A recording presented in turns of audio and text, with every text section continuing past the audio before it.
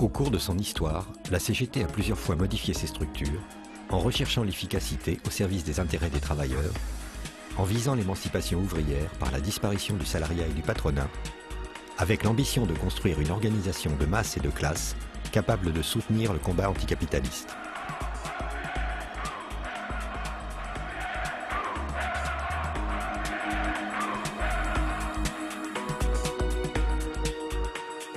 Vous prendrez l'engagement d'appliquer scrupuleusement la semaine de 40 heures. Les structures CGT s'ordonnent autour de trois principes: le syndicat de base, la double affiliation, le fédéralisme.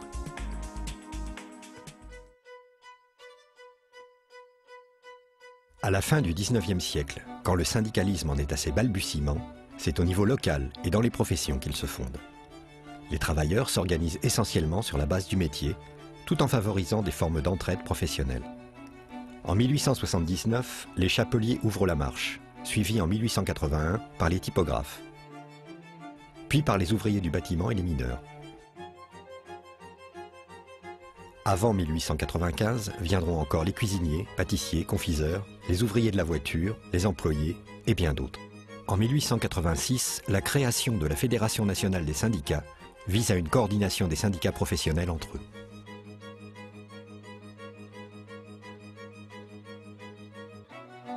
En 1892, les bourses du travail, qui regroupent les syndicats au niveau local, à leur tour, se constituent en fédération. Le congrès fondateur de 1895 installe le syndicat comme le noyau de la construction CGT. Par ailleurs, tout le pouvoir est au syndicat. Dans les congrès, chacun compte pour une voix, quel que soit le nombre de ses adhérents. Au début du XXe siècle, l'industrialisation de la France progresse. Mais les petites entreprises, les métiers artisanaux, l'agriculture continuent de dominer. Dans ce contexte, les travailleurs de chaque métier tiennent à conserver leur autonomie d'organisation. Mais ce modèle ne convient pas aux profondes transformations de l'activité productive. Ce syndicalisme de métier doit évoluer vers un syndicalisme d'industrie. Le débat sera long. En 1898, un schéma de regroupement de 18 fédérations est ébauché. En 1900, les partisans de la structure industrielle passent à l'offensive, mais il leur faudra encore remettre l'ouvrage sur le métier.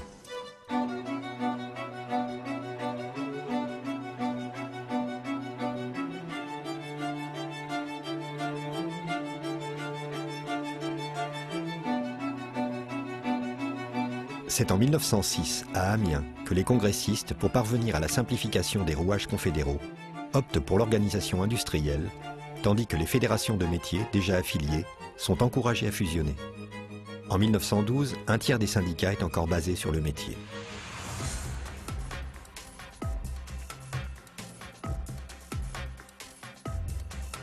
En 1921, la CGT scissionne. Deux conceptions s'affrontent. L'une, dite réformiste et centralisatrice, qui correspond à une volonté de présence dans les institutions, c'est celle de la CGT confédérée. L'autre, dite révolutionnaire, donnant le primat à l'action directe du syndicat dans les entreprises et rejetant l'institutionnel, c'est celle de la CGTU. Cette scission durera 15 ans. En 1936, au Congrès d'unité, les anciens CGTU n'obtiennent pas que la Confédération puisse organiser directement l'action à partir des syndicats. C'est le schéma confédéré qui l'emporte.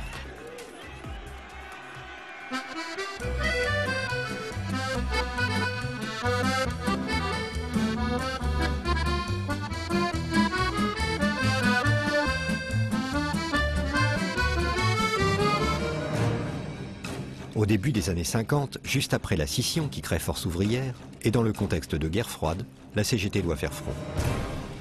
Pour Benoît Frachon, il s'agit de résister aux assauts acharnés du capital en ayant une confiance absolue en la classe ouvrière, en provoquant sa mobilisation sur des revendications justes. Cette ambition le conduit à se battre pour la section syndicale et le syndicat d'entreprise.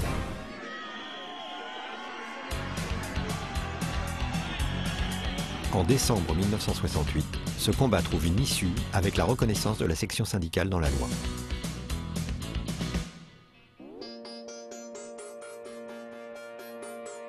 Au congrès de 1902, l'unité ouvrière se réalise vraiment en réunissant dans la CGT les deux fédérations, celle des syndicats et celle des bourses du travail. Elles deviennent deux sections distinctes, la section des fédérations d'industrie et la section des bourses du travail. chaque bourse est désormais considérée comme union locale ou départementale de corporations diverses. Pour être confédérés, les syndicats doivent adhérer aux deux sections. La double affiliation a pour but de dépasser les corporatismes et de lutter au nom de l'intérêt général des travailleurs. C'est elle qui fonde le rayonnement et l'efficacité de la CGT. Mais cette construction est difficile.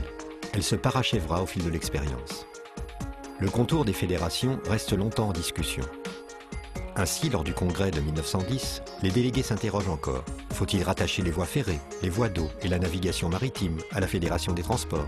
L'habillement doit-il rejoindre la Fédération du textile? Le livre rejoindre celle du papier? Les électriciens forment une seule fédération avec les mineurs de fer. Si la nécessité d'une organisation territoriale est établie depuis 1902, le rôle des unions suscite diverses réflexions. En 1919, Léon Jouot entreprend de contrôler la CGT par le biais des structures territoriales. Les unions départementales deviennent les exécutrices des décisions nationales. Pour mieux imager l'ambition, les secrétaires généraux sont qualifiés de préfets de la CGT. En 1951, Benoît Frachon attribue un rôle capital aux unions départementales en leur confiant la responsabilité de l'essor des syndicats et de leur action. Une responsabilité qui se partage avec les fédérations. Il faudra encore 2 congrès, en 1967 et 1969, avant que les statuts donnent une autonomie aux unions départementales.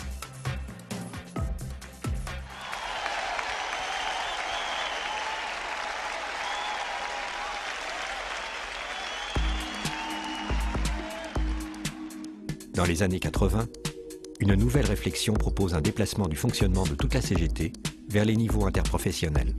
Mais le débat souhaité ne se produit pas. Cette double structure est encore présente aujourd'hui. Elle garantit l'expression des solidarités.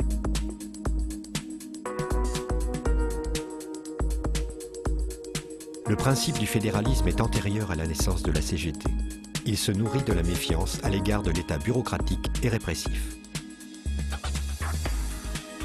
Le principe du fédéralisme organise le système complexe des structures syndicales. Il institue la libre détermination de l'expression, des orientations et de l'action de chaque structure dans le cadre d'intérêts et de buts communs que matérialise la Confédération. Il n'existe donc pas de discipline de confédération. Et comme l'affirme Émile Pouget, syndicaliste révolutionnaire d'avant 14, le fédéralisme est partout et à chaque degré. Les organismes divers, l'individu, le syndicat, la fédération ou la bourse du travail sont tous autonomes.